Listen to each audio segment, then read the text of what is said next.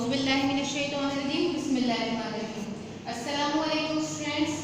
आज के लेक्चर में हम एक्सरसाइज 9.2 का क्वेश्चन नंबर 4 करेंगे। क्वेश्चन नंबर 4 रीड विद मी। अच्छा, क्वेश्चन नंबर 2 और 3 मैंने आपको स्किप करवा दी, मैं बाद में करवाऊंगी। अभी फिलहाल हम क्वेश्चन नंबर 4 से स्टार्ट करें, ठीक है। क्वेश्चन नंबर 4 क्या है? A ladder 6.5 metre long is placed against a wall. ठीक है, उसने कहा है कि एक पहले मैं पूरा क्वेश्चन रीड करती हूँ, फिर देन एक्सप्लेन करती हूँ। If its upper end reaches the height of 5.2 metre long the wall, comma the find the distance of foot of the ladder from the wall. उसने बोला है कि एक लैडर है, आपने देखा है जब भी हम लैडर लगाते हैं वॉल से किसी भी, तो वो किस शेप में होती है? इस स्टाइल में होती है, स्ट्रेट तो लग नहीं सकती। और वॉल हमारे पास एक स्ट्रेट दीवार होती है, ठीक है। तो हम उस पे जो लैडर है वो एक आड़े स्टाइल में लगाते हैं, जैसे तो आप देखिए कौन सी शेप बन जाएगी? है राइट एंगल ट्रायंगल। तो उसने बोला है कि आ लैडर 6.5 मीटर लॉन्ग, जो लैडर है उसका साइज कितना है? 6.5 मीटर लॉन्ग, ठीक है। लैडर कितनी की है? 6.5 की है।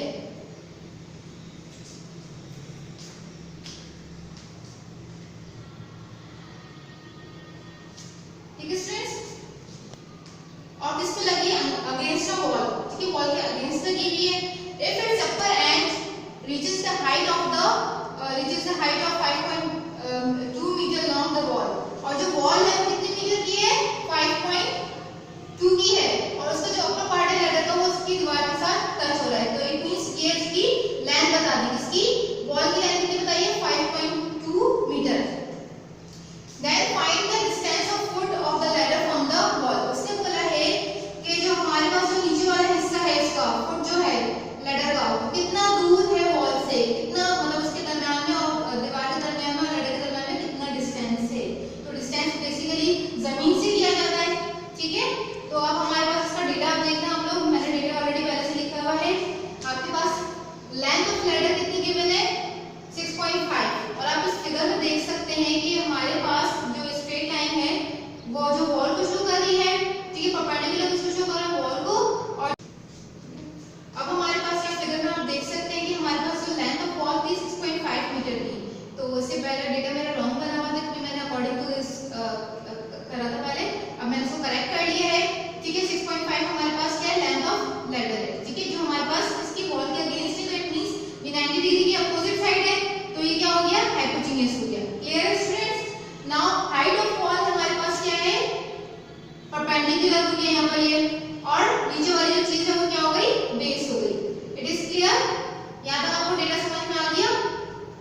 Now distance of foot of the ladder from the wall, जो हमारे पास क्या हो गया? बेस हो गया, और हाइट ऑफ वॉल क्या हो गई? परपेंडिकुलर हो गई। It is clear?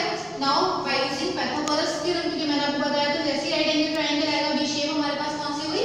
Right angle triangle की। जब भी राइट एंगल ट्रायंगल होगी और हम साइड्स पे काम कर रहे होंगे, ये दोनों साइड्स गिवन है, एक साइड निकालनी है हमें, ठीक है। एक साइड निकालने तो हम क्या यूज करेंगे? बाय यूजिंग पाइथागोरस स्टेटमेंट या theorem.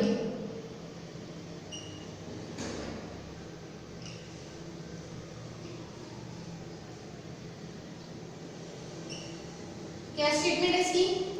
Hypotenuse square is equals to base square plus perpendicular square, ठीक है।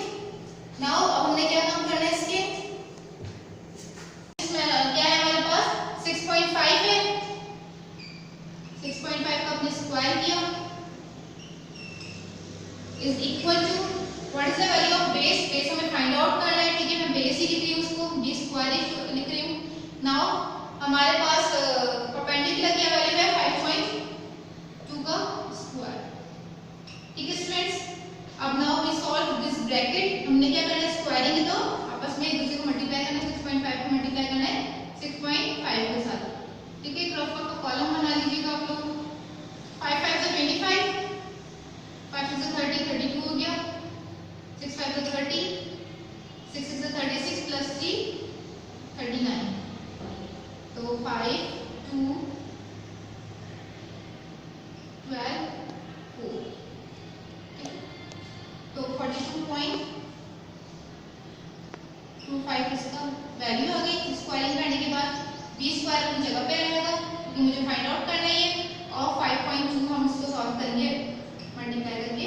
5.2 multiply by 5.2, 2 to the 4, 2 5 the 10, 5 to the 10, 5 5 the 25 and 26 plus 1 26, 4 हो गया, 0 हो गया, 6 plus 1 7 और 2, दो डिजिट के बाद पॉइंट लगा दिया क्योंकि एक और एक, ठीक है। 27.0, ठीक है स्टूडेंट। इससे पहले एक तरीका मैंने आपको बताया था कि आप डायरेक्टली जो स्टेटमेंट है ओरिजिनल वाली उसमें चेंज कर दें।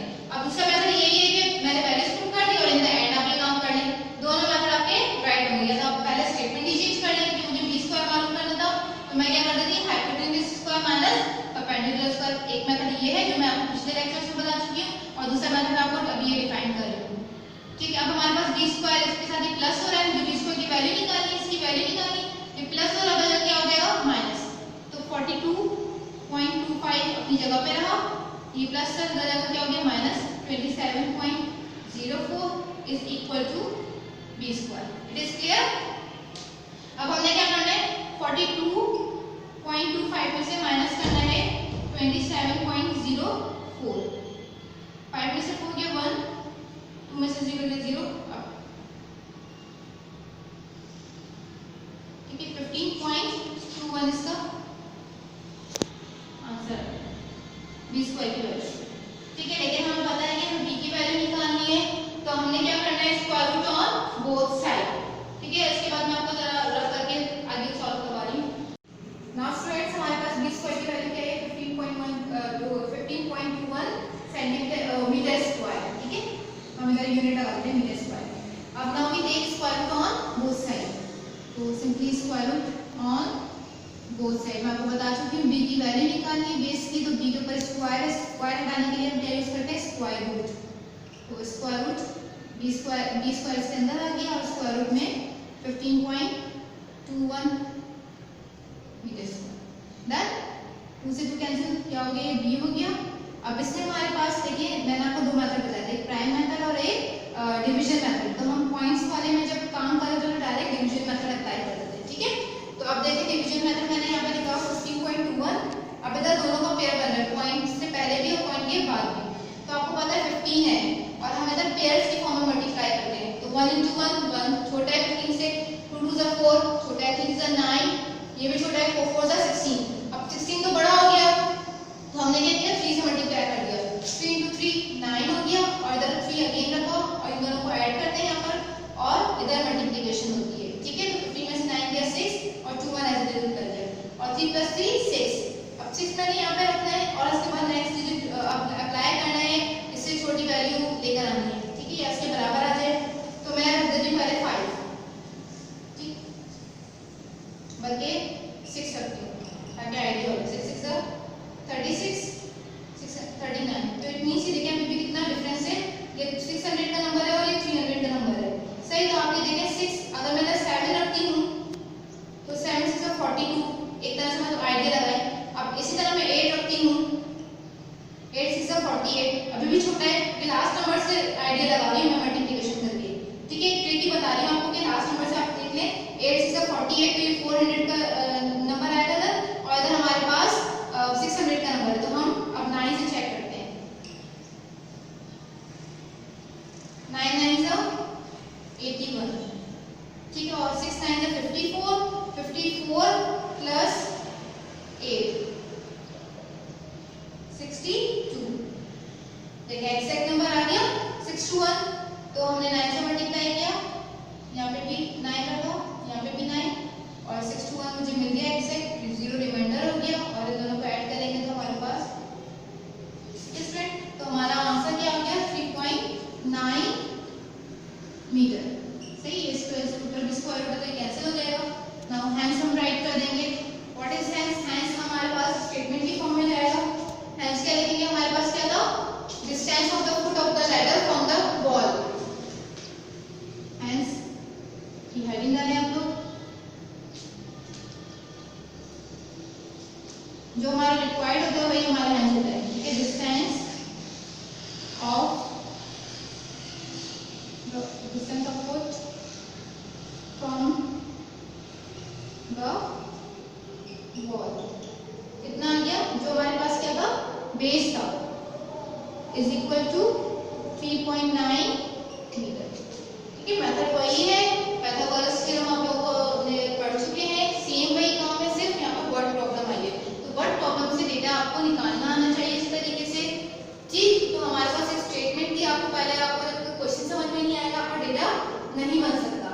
ठीक है स्टूडेंट्स, तो इसके कॉन्सेप्ट आपको क्लियर होनी चाहिए, तभी आप फिगर ड्रॉ करेंगे सबसे पहले और उसका डेटा लिखेंगे, तभी आगे मजीद सॉल्व कर सकते हैं, अदरवाइज आपको ये चीज प्रॉब्लम करेगी। ठीक है, तो आपने क्वेश्चन नंबर 4 की खुद से प्रैक्टिस करनी है, समझ के काम करना है। एक और क्वेश्चन था हमारा question number 5।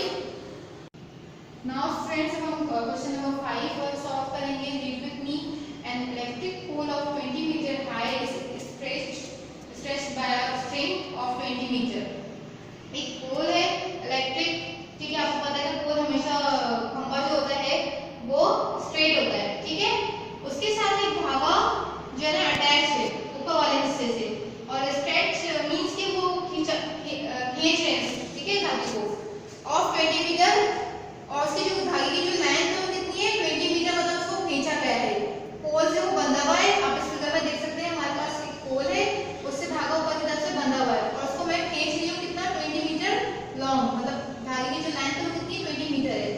Find the distance between the foot of the pole, ठीक है, and the edge of string on the ground. ठीक है, अब क्या है, मैं सपोज करें यहाँ पे बंदा खड़ा हुआ है और एक जो धागा है उसने पोल के ऊपर स्टार्ट वाला से बांध दिया है। ठीक है, उसने धागा कितना खींचा है 20 मीटर, जो उसकी जो लेंथ है धागे की वो 20 मीटर तक है। ठीक है, यहाँ तक जो पकड़ा हुआ है बंदा, अब उसका डिस्टेंस बताना है उस खंबे से, जो पोल है और जो बंदा यहाँ पर है, उन दोनों का डिस्टेंस बताना है कि धागा जो है पोल से कितना दूर है। समझ में आ गया? दोबारा एक दफा एक्सप्लेन कर रही हूँ फिगर और क्वेश्चन के साथ रीड कर रही हूँ। An electric pole of 20 meter high, एक पोल है जो कितना हाई, उसकी हाइट कितनी है 12 मीटर है उसकी हाइट। ठीक है, उसके साथ एक धागा बंधा हुआ है ऊपर से, और कोई नीचे खड़ा हुआ बंदा हो, उसने धागे को पकड़ा हुआ है। ठीक है, कितना मतलब उसने धागे को स्ट्रेच किया हुआ है 20 मीटर तक। ठीक है, जो धागे की लेंथ है वो कितनी है 20 मीटर है, जो गिवन है। सही है स्टूडेंट्स, अब यहाँ से लेके पोल तक का हमें क्या बताना है, डिस्टेंस बताना है। ठीक है, कितना धागा उससे दूर है। नाउ अब इसका डेटा देख लें हम लोग। हाइट ऑफ पोल हमारे पास जो है वो क्या है, परपेंडिकुलर गिवन है 12 मीटर है।